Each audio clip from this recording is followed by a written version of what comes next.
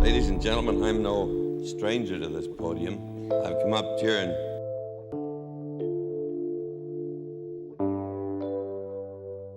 John Wayne wasn't just a movie star. He was the Wild West. Big hat, deep voice, and that strong walk. Millions loved him, and Hollywood respected him. He starred in over 170 films, won an Academy Award, and became the face of the American cowboy for generations. But even with all that fame, there was one actor who didn't get a warm welcome from the Duke. That actor was Clint Eastwood, and when he entered the scene, things got tense. So what was the reason behind this, and how did things go down? Join us as we take a closer look at John Wayne's career and uncover why two Western legends clashed, and what made the Duke draw the line. From Marian Morrison to the Duke. John Wayne was born as Marian Robert Morrison on May 26, 1907, in a small town called Winterset, Iowa. At birth, he weighed around 13 pounds, and that was big news for the local paper at the time. His name later became a bit confusing. Wayne himself said that his middle name was changed from Robert to Michael, but there's no legal proof of that. Most records still show his full name as Marian Robert Morrison throughout his life. His father, Clyde Leonard Morrison, had served in the Civil War, and his mother, Mary Alberta Brown, came from Nebraska. Wayne's family roots were a mix of Scottish, Scotch-Irish, English, and Irish backgrounds. One of his great-great-grandfathers came to the U.S. from County Antrim, Ireland in 1799. The Morrison side of the family originally came from the Isle of Lewis in Scotland. Wayne was raised in the Presbyterian faith. His family didn't stay in Iowa forever. They moved to California, first to Palmdale, and then to Glendale in 1916. His father worked as a pharmacist, and Wayne went to Glendale Union High School, where he did well in both sports and studies. He played football, joined the debating team, became president of the Latin Society, and even wrote for the school newspaper. Wayne got the nickname Duke as a kid. A fireman near his school gave it to him because Wayne always walked around with his big Airedale dog, who was also named Duke. The name stuck. Wayne actually liked it more than Marian. But life wasn't just about school for young Wayne. He worked in an ice cream shop and was part of a youth group called the Order of Demolay. He continued with football and played for his high school's championship team in 1924. After graduation, he applied to the U.S. Naval Academy but didn't get in because of his grades. That didn't stop him. He went to the University of Southern California, USC, instead, planning to study law. He joined Sigma Chi and the Trojan Knights, two student groups. Wayne was tall, over 6 feet 4 inches, and played on the USC football team under Coach Howard Jones. But one day, while body surfing, he broke his collarbone. Too scared to tell the coach the truth, he kept quiet. That injury cost him his football scholarship, and without money, he had to leave college. But what happened next would change his life forever. Hollywood starts in the shadows. Wayne's big break didn't come from acting school. Instead, it came from a favor. His old football coach, Howard Jones, had given tickets to a silent film star named Tom Mix. In return, Mix and famous director John Ford offered Wayne a job behind the scenes. He started out as a prop boy, just moving stuff around the set. But being on set helped him learn fast. He also became friends with John Ford, who would later play a huge role in his career. In 1926, Wayne got a tiny role as a guard in a film called Bartolus the Magnificent. Around the same time, he showed up in other films as a football player, like Brown of Harvard and The Dropkick. For a while, he used the name Duke Morrison in credits, but only once officially. While working for Fox Film Corporation, he caught the eye of director Raoul Walsh, who saw him moving furniture. Walsh gave him a starring role in a film called The Big Trail, 1930. That's when he got his famous name, John Wayne. Walsh first suggested Anthony Wayne, but Fox Studios didn't like it. They thought it sounded too Italian. So the name John Wayne was chosen. Wayne himself wasn't even there when they made the decision. For that role, his pay went up to $105 a week, which was a big step forward. A big budget and a big disappointment. The Big Trail was a huge deal at the time. It was one of the first outdoor films made during the early days of sound movies. The budget was over $2 million, which was massive back then. The crew used wide shots of the American Southwest, showing open land that was still untouched. The film was shot in 2 formats, one regular and one using a new widescreen format called Grandeur. Audiences who saw it in Grandeur were amazed. Some even stood up and cheered in the theater. But there was one big problem. Hardly any theaters had the right equipment to show that version, so even though it looked great, most people never saw it that way. The movie didn't make much money at the box office and was seen as a failure, but years later, critics came to respect it as a bold and beautiful film ahead of its time. After that, Wayne didn't get big roles for a while. The failure of The Big Trail pushed Wayne back into low-budget films, often known as Poverty Row Westerns. From 1930 to 1939, he acted in about 80 of these films, many of them for small studios like Monogram Pictures and Mascot Pictures. These were not high-quality movies, but Wayne made them work. In Riders of Destiny, 1933, he became one of the first singing cowboys, although the singing was dubbed. He also appeared in a few Three Musketeers films, which were based on the classic Three Musketeers, but set in the Wild West. During this time, Wayne worked closely with stuntmen and learned how to ride horses and do fight scenes. He partnered with famous stuntman Yakima Canutt, and together they came up with new ways to shoot action scenes that looked real but were safe to perform. These techniques are still used in movies today. Wayne also helped change how heroes fought on screen. He once said, "Before I came along, it was standard practice that the hero must always fight clean. I changed all that. I threw chairs and lamps. I fought hard and I fought dirty. I fought to win." That gritty style made his characters more believable, and audiences noticed. Then came the moment that would finally put him back in the spotlight: Stagecoach and stardom. In 1939, director John Ford cast Wayne in a film that would change his life forever, Stagecoach. But it wasn't easy to make. Because Wayne had been doing B-movies for so long, no big studio wanted to finance it. Ford finally made a deal with independent producer Walter Wanger, but even then, the studio didn't fully trust Wayne to carry the film, so Claire Trevor, a more popular star at the time, got top billing. Despite all that, Stagecoach was a huge success. It was both a critical and financial hit, and it made John Wayne a true star. One of the cast members, Louise Platt, said that Ford told them Wayne would become the biggest star ever because of his appeal as the archetypal everyman. And Ford was right. After Stagecoach, Wayne's career never looked back. Speaking of which, when America entered World War II, the country came together to support the war. That included Hollywood. Many actors joined the military, but John Wayne didn't. At the time of the attack on Pearl Harbor, he was 34 and had a family, which gave him a deferment. He was classified as 3A.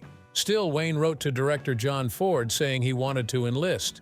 He even asked if he could join Ford's unit. Wayne didn't block the draft either. He was reclassified as 1A, which meant he was eligible. But Republic Studios didn't want to lose him. He was their only top star. The studio president, Herbert Yates, even threatened to sue Wayne if he left his contract. They also contacted the Selective Service and asked for more deferment. Wayne did try to join the OSS, which later became the CIA, but he wasn't accepted. Still, he did his part in another way. In 1943 and 1944, he toured U.S. military bases and hospitals in the South Pacific with the USO. He also helped with a special request from William Donovan, the head of the OSS. Donovan asked Wayne to report on General Douglas MacArthur's actions and whether he was making things harder for the OSS. Later, Wayne was given a certificate of service by Donovan to honor his help. Despite this, Wayne's failure to fight in the war stayed with him. Many believe it was something he regretted deeply. His widow said he became a super patriot later in life because of this guilt. She wrote, he would become a super patriot for the rest of his life, trying to atone for staying home. Radio, color films, and missed roles. Wayne's first color film came in 1941. It was The Shepherd of the Hills, and he co-starred with his friend Harry Carey. In 1942, he worked with the legendary Cecil B. DeMille in Reap the Wild Wind. That was one of the rare times Wayne played a man with questionable morals. Like many actors of the time, Wayne also worked on radio. He joined famous shows like The Hedda Hopper Show and The Luella Parsons Show. He even had his own radio show for 6 months in 1942. It was called 3 Sheets to the Wind. Wayne played Dan O'Brien, a detective who pretended to be a drunk to solve cases. The show was meant to become a movie, but that never happened. Sadly, no recordings of Wayne's episodes seem to exist today. In 1949, Wayne turned down a major role. Director Robert Rawson offered him the lead in All the King's Men, but Wayne thought the film was un-American. The role went to Broderick Crawford, who won the Oscar that year. Ironically, Wayne had been nominated for Sands of Iwo Jima, but Crawford won. Battles off-screen. In 1950, Wayne lost another big role. He was supposed to play Jimmy Ringo in The Gunfighter, but the film was at Columbia Pictures, and Wayne had bad history with the studio boss, Harry Cohn. Years earlier, Cohn had treated him poorly. Even though Cohn bought the film for Wayne, Wayne refused to work with him. The part went to Gregory Peck instead. In 1952, Wayne co-founded his own company, Batjack Productions. The name came from the film Wake of the Red Witch, but a secretary misspelled it and the mistake stayed. Through Batjack, Wayne produced many of his own films and even supported other actors. One of Batjack's best-known productions was 7 Men from Now, 1956, which kicked off a successful partnership between director Bud Boeticher and actor Randolph Scott. In 1954, Wayne starred in The High and the Mighty, playing a heroic pilot. Audiences loved him in the role. He also played aviators in many films like Flying Tigers, Flying Leathernecks, and Jet Pilot. Wayne worked often with director John Ford. They made nearly 24 films together. Some of the most famous were She Wore a Yellow Ribbon, 1949, The Quiet Man, 1952, and The Searchers, 1956. In The Searchers, Wayne gave one of his most powerful performances. That's also the film where he first used the nickname Pilgrim. In 1958, Wayne made a cameo as himself in I Married a Woman. Later that year, he starred in The Barbarian and the Geisha, but he didn't get along with director John Huston. In 1959, Wayne led a strong cast in Rio Bravo, a film by Howard Hawks. The same year, he starred in The Horse Soldiers, a Civil War film alongside William Holden. But not all of Wayne's choices worked out. In The Conqueror, 1956, he played Genghis Khan. The film was widely criticized and is often remembered as one of his worst. In 1960, Wayne directed and starred in The Alamo, playing Davy Crockett. He was nominated for an Oscar as producer for Best Picture. That same year, he starred in North to Alaska. In 1961, he led The Comancheros. In 1962, Wayne appeared in The Man Who Shot Liberty Valance, sharing the screen with James Stewart. Then came Hatari, filmed in Africa. The animal scenes were all real. Wayne also played a major role in The Longest Day. While other stars in the film took only $10,000 for their roles, Wayne was paid $250,000. This was due to an earlier conflict with producer Daryl Zanuck. Wayne's tough image didn't always sit well. When the cast of Combat trained at Fort Ord, Army trainers told them one thing: don't act like John Wayne. Actor Vic Morrow once said, "Poor John, I wonder if he knows he's almost a dirty word in the Army." Between 1963 and 1969, Wayne took on a wide range of leading roles, cameos, and even co-directed, steadily building up to the performance that finally earned him an Oscar. The Final Act. In 1970, Wayne starred in Chisholm. He played a rancher fighting a land grabber. Later that year, he starred in Rio Lobo, another Civil War-themed film. In 1971, Big Jake hit theaters. Wayne played a father trying to rescue his kidnapped grandson. The film was a success. In 1972, Wayne starred in The Cowboys. A review from the New York Times said, "Wayne is, of course, marvelously indestructible, and he has become an almost perfect father figure." That same year, something strange happened. Wayne was picked in the final round of the NFL draft by the Atlanta Falcons. They based the choice on his football background, but the NFL rejected it because he was already 64. In 1973, Wayne starred in The Train Robbers. In 1974, he played a detective in McQ. In 1975, he starred in Brannigan, where he played a cop chasing criminals in London. Also in 1975, Rooster Cogburn came out. It was a sequel to True Grit. Katharine Hepburn starred with Wayne this time. The film had a similar storyline to The African Queen. In 1976, Wayne made his final film, The Shootest. He played J.B. Brooks, a gunfighter dying of cancer, the same disease Wayne would battle in real life. The film also starred Lauren Bacall, Ron Howard, and James Stewart. The Shootest was a critical success. It earned more than $13 million at the box office and was praised by many. Roger Ebert named it one of the top 10 films of 1976. It was nominated for an Oscar, a Golden Globe, a BAFTA, and a Writers Guild Award. Wayne's final performance showed depth and grace, a fitting end to a legendary career. Wayne had gone out on a high note, leaving behind a powerful final role that reminded everyone why he was a legend. But while his chapter was closing, another cowboy was just getting started. Two icons, one silent feud. In the world of westerns, no two names shine brighter than John Wayne and Clint Eastwood. They both made a huge mark on Hollywood and became faces of the American frontier. Yet, despite their fame and influence, these two never shared the screen. There was a moment when they could have worked together, but it never happened. Why? The answer lies in a mix of pride, politics, and two very different ideas of heroism. John Wayne and Clint Eastwood were not friends. In fact, they didn't get along at all.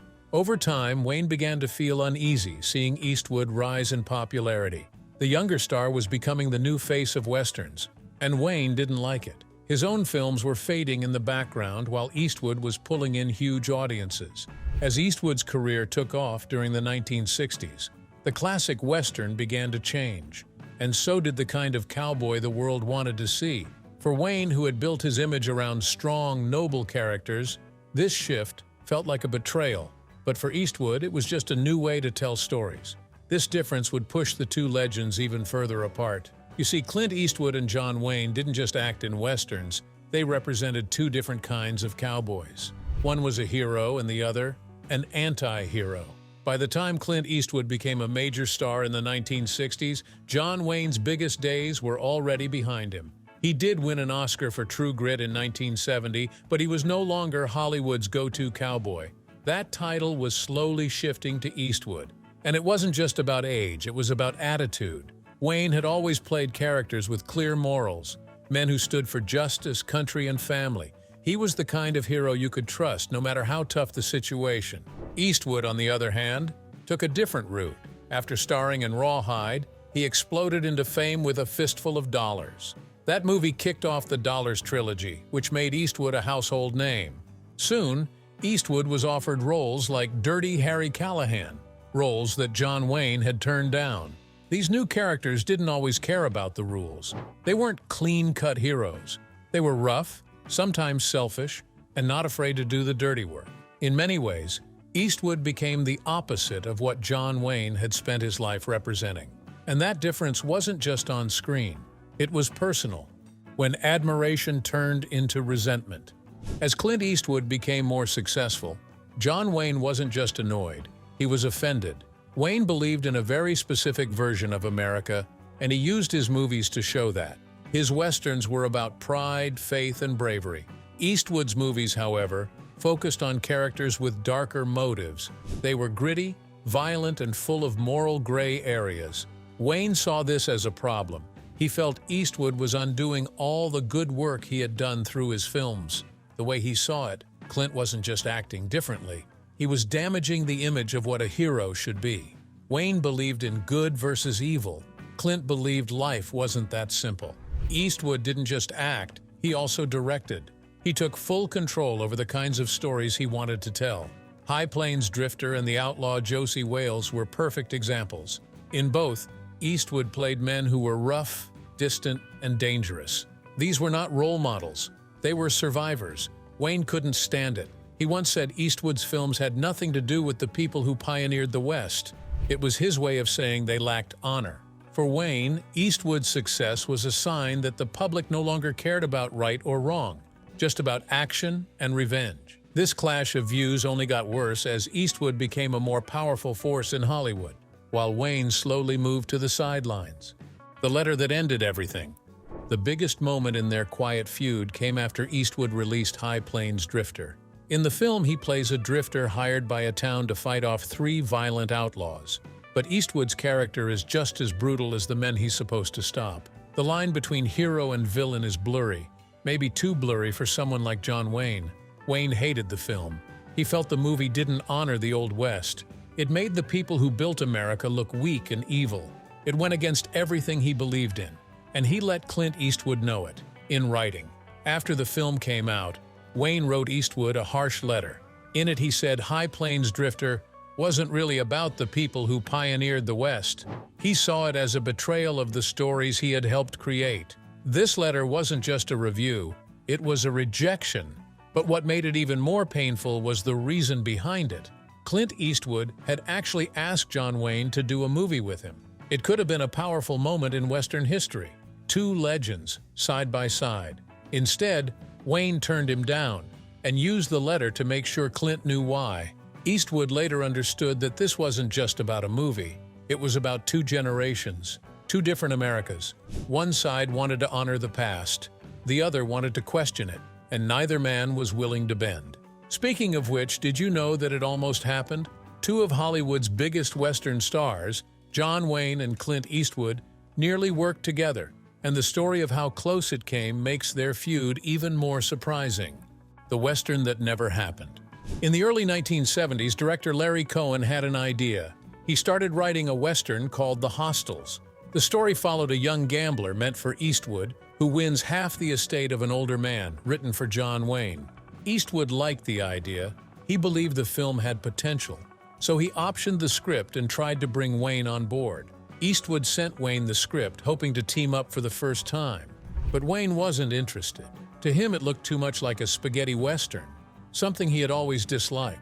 Eastwood didn't give up. He made some changes and sent the script again. Still, Wayne refused. Then came the letter. Along with his second rejection, Wayne criticized High Plains Drifter, one of Eastwood's films, saying it wasn't really about the people who pioneered the West. It wasn't just a no, it was personal. Even after all that, Eastwood made one final try.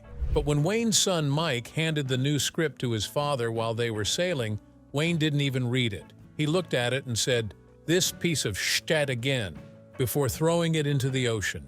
That was the end of it. The dream project died right there, thrown into the sea. They never worked together. The closest they came was when Wayne starred in The Shootest, his last film, directed by Don Siegel, who often worked with Eastwood. During filming, Eastwood visited the set and Wayne finally agreed to meet him.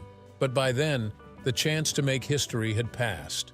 Two different Wests, two different men. Wayne and Eastwood didn't just represent different generations, they showed two opposite sides of the Western story. Wayne saw the cowboy as a strong, clear-cut hero. He believed Westerns were about bravery, honor, and doing the right thing.